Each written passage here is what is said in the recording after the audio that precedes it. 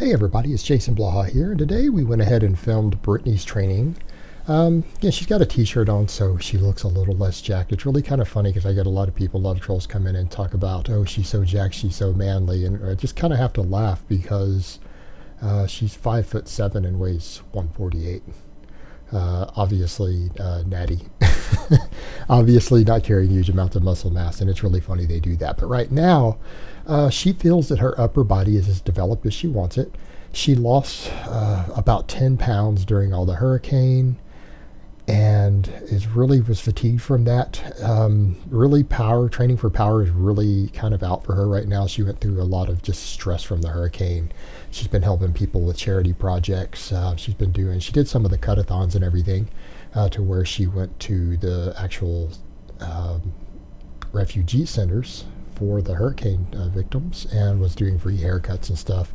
And right now her freelance is taking a little bit to pick back up, and so she's got extra free time and she's catching back up on her sleep. And right now she's just not really able to lift that heavy because, again, she got stressed, didn't eat much during the hurricane, lost a lot of weight. So what we're doing at this point, she wants to add more meat to her thighs, more meat to her glutes right now. And she wants to get to a point where we can finally do squats. Now, what we're doing here with these kettlebell squats or deadlifts, whichever way you want to term them, they're really kind of both, is that we're using them to get her mobile enough to where she can actually squat.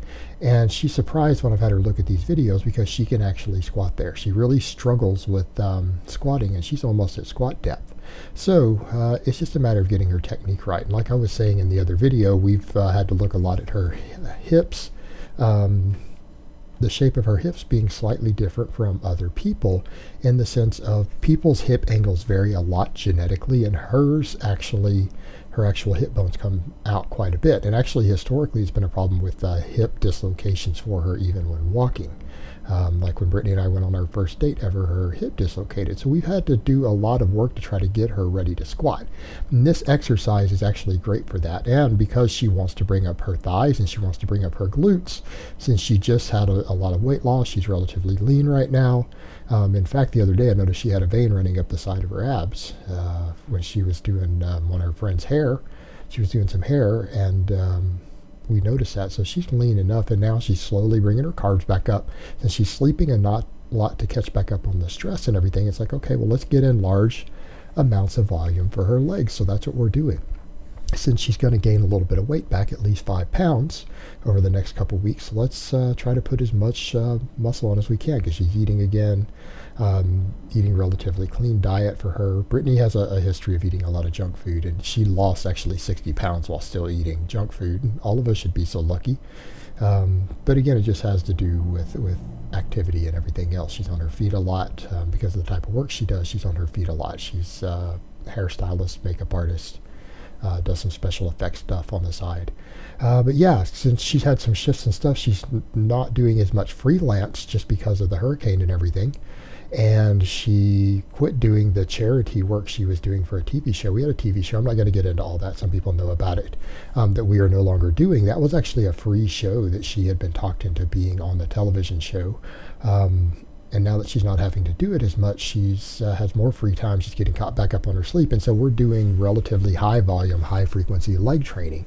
And so, like you guys noticed, we're doing the kettlebells. We're doing these leg presses. She did 4 sets of each today. And again, we're focusing on volume right now. Rather than her using heavier weight, we've been increasing volume and increasing weekly volume. So we've been doing this stuff for about 2 weeks now. And I haven't had her increase the weight. She's gone from where she could only do like 6 reps on the leg press for 3 sets to doing 8 reps. And now I have her doing a 4th set because she was only doing 3 sets. So the same thing with the kettlebells. We're coming in, and instead of the 3 sets, we're doing 4 sets. So we're increasing volume for her. And right now, while she knows she can eat more carbs, she's getting caught back up on sleep, we're training legs like 4 days a week. This is going to help her make the changes that she wants to make, and then we will transition back over into getting her squatting and deadlifting normal again. She hasn't been happy with deadlifts since we've come back after the hurricane. She's kind of struggled with the form, and a lot of it seems to be just nervous system fatigue from the stress of the hurricane, the stress of all of that. It really had a big impact on her, just her seeing so many people lose so much and then trying to jump in and help, and help with hurricane refugees and everything, it took a bit of a toll on her, and so her nervous system still just isn't up to speed. But we can do volume, and she seems to be handling the volume fine, so we're going to spend a little phase working on hypertrophy, work on putting some meat on her legs and on her glutes, and then we'll go back in and start working some power phases back in. Because you guys know at the best she's hit a 200-pound deadlift, but that was something like 7 months ago, 8 months ago.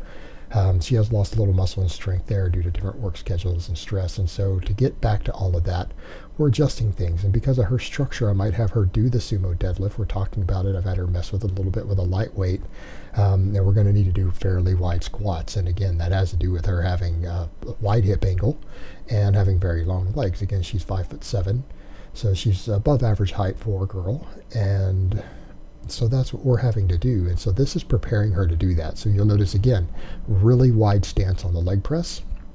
And that's again, we're preparing her and getting her hips used to actually squatting, because that's been historically a problem. So a lot of what we're doing is again, the kettlebell stuff, the leg presses, and then we're doing standing core work.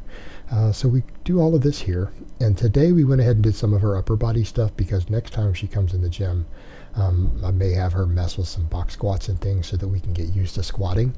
So I wanted her to do all of her different just mass building exercises for her. So the kettlebell deadlift or squat, either way, depending on how you want to view it, the leg press, her lat pull downs, and then she did some behind the neck presses, because we haven't done as much pressing. She's only been pressing about once a week while she's working on her legs, and we noticed when she's done behind the neck presses before, it seemed to really loosen up her shoulders. And now that we've strengthened everything up from doing all this narrow pulling and close grip bench pressing, she wanted to mess with some behind the neck press. So I'm like, okay, gave her the go ahead. We went very light on it after the lat pull downs. So here we are doing the narrow grip lat pull downs, and this is like 3 sets of 10. And again, she does her little pirouette, and everyone seems to enjoy Brittany's pirouette, so she does it every time after the lat pull down. So yeah, I mean, these are pretty straightforward, like I've said before, because of a history of shoulder issues and the fact that, again, due to her work, she's an artist and she has her arms in front of her a lot. We do everything narrow grip, and that includes all of her pulling. Even when we do Pendlay rows, which we'll get back to Pendlay rows when we start working on max strength and speed and power again, we'll go back to Pendlay rows for her. We don't go wider than shoulder width, which is just kind of standard for the Pendlay row. And we use about the same grip width you would on the close grip bench press. So yeah, that's her lat pull downs. And then she wanted to do behind the neck presses, and that was her call, not mine. So we'll get to that in a minute. A lot of people say, hey, are behind the neck presses safe? I'm like, yeah, they are, as long as you pay attention to your own shoulder structure, you pay attention to your grip widths. And I'll get to that in a minute. There is something I want her to work on a little bit with the behind the neck press. It didn't seem to irritate her shoulders anyway, and I think largely due to the really light weight. But when we get to that in a minute, I want you guys to notice, particularly when we do the side view, that at the bottom, I would really like her elbows forward just a little bit more on them, which is, again, one of the reasons we use the false grip on that. Same thing, you guys will notice I use a false grip on all overhead pressing. All of mine, whether it's a push press, a strict press, a behind the neck press. And the reason for that is it allows you to keep your shoulders in a better position, because your elbows can float at the bottom. You can control the amount of elbow tuck. You notice to the front she was fine, but you'll notice when she's back there at the back, her elbows are back a little bit. I would really like them further in front of the bar. So now that I watched this on video, because she hasn't done this lift in quite a while, probably 6 months, but she wanted to do it again because she noticed that her shoulders just felt better and more mobile when she was doing this exercise. So she wanted to do this today instead of the dumbbells. So, again, allow for some variation here. And we might as well, because again, this was her kind of a full body day for her, and I wanted her to do at least some sort of pressing, even if it's with a relatively light weight. And again, nothing too heavy, because it's overall, she's not able to handle the really heavy weight after a bit of weight loss, after losing somewhere in the range of 8 to 10 pounds, just kind of due to the stress of the hurricane. And again, her nervous system just being kind of taxed. So we're trying to stick with mostly metabolic fatigue. We want to bring up her weak points, but we also don't want to neglect her upper body. So again, we're getting some work in here. And again, just 2 exercises with a couple sets of 10. She only did 2 sets of these behind the neck. And I may have her come in and do some close grip on the next session when I have her work on the deadlift a little bit. But we're not filming that because she really wants to get her deadlift looking better before I put it up on camera. And then here, we're doing standing ab work. Now, I started the camera with that preacher bench in the way, and it's because there were people on both sides, and then someone moved over, so I was able to swing around. But as you guys can see there, we are starting to see her quads come up just a little bit. You can even see them through the yoga pants, and that's a good sign, because for her, quads have been a little bit of a weakness. She's got good hamstrings, but she knows that her quads and her glutes are a weakness aesthetically, something she's been concerned with, and so we're putting a really, really serious focus on it. And truth be told, again, after you've lost a bit of weight and you're in a period where you can sleep a lot, that's when you're going to get the best response. That's really a really good time to start working on weak points and bringing them up, because she knows the scale's going to go up 5 or 6 pounds. She knows she's going to regain a little bit of weight. She knows she's able to get more sleep in and more rest and not be a workaholic for a few weeks.